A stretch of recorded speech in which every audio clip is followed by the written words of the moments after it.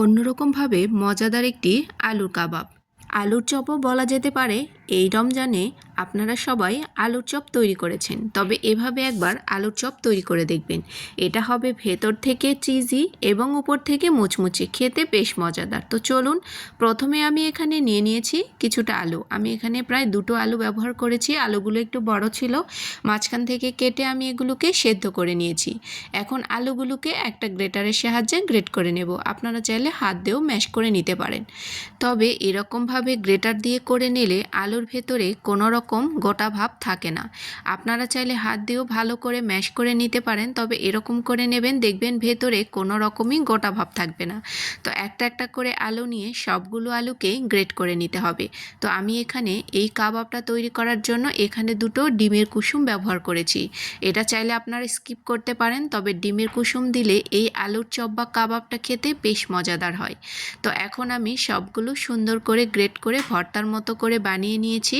এখন এখানে কিছু মশলা দিয়ে নেব। প্রথমে দিয়ে নিচ্ছি কাঁচামরিচ কুচি 1.5 টেবিল চামচ পরিমাণ। এখানে দিয়ে নিচ্ছি পেঁয়াজ কুচি।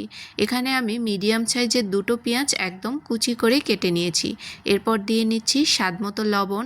এরপর দিয়ে দেব চাট মশলা 1/4 চা চামচ পরিমাণ। দিয়ে নিচ্ছি জিরার গুঁড়ো 1/4 চা চামচ পরিমাণ। এরপর দিয়ে নেব গরম মশলার গুঁড়ো 1/4 চা চামচ পরিমাণ। দিয়ে নিচ্ছি চিলি ফ্লেক্স প্রায় 1 চা চামচ পরিমাণ, গরম মশলার গুঁড়ো 1/2 চা চামচ পরিমাণ। এরপর এখানে দিয়ে নিচ্ছি কিছুটা ক্যাপসিকাম। আমি এখানে সবুজ ক্যাপসিকামটা ব্যবহার করেছি, সাথে দিয়ে নিচ্ছি ধনেপাতা কুচনো। এরপর সবগুলো ভালো মতো করে মেখে নিতে হবে। চামচের সাহায্যে মেখে নিতে সমস্যা হলে আমার মতো আপনারাও কিন্তু হাত দিয়ে মেখে নিতে পারেন।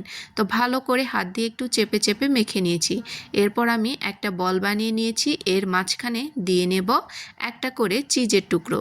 এটা দিলে এই কাবাবটা খেতে যে কি মজা হয়, আপনারা একবার তৈরি না করলে বুঝতে পারবেন না। তো আমি সবগুলো আলুর কাবাব বানিয়ে নিয়েছি। এখন এই কাবাবগুলোকে ডিমের মধ্যে একটু গুঁড়িয়ে নিতে হবে, কারণ কাবাবগুলো ভাজার সময় উপর থেকে ক্রিস্পি করার জন্য আমি এই কাজটি করেছি। এখন ডিমের গোলার মধ্যে একটু চুবিয়ে ব্রেড ক্রাম্বসের মধ্যে গড়িয়ে নিলেই আলুর মজাদার ও টেস্টি টেস্টি এই কাবাবগুলো কিন্তু তৈরি হয়ে যাবে। তো এরকম করে সবগুলো কাবাবকেই আমি বানিয়ে নিয়েছি। এগুলো চাইলে ডিপ ফ্রিজেও সংরক্ষণ করে রেখে দেওয়া যাবে। তো আমি এখানে গরম তেলের মধ্যে এই চপগুলোকে ভেজে নেব। এই কাবাবগুলো খেতে এত বেশি মজাদার হয় যে আপনারা একবার এভাবে তৈরি করে দেখবেন, বারবার এভাবেই তৈরি করবেন।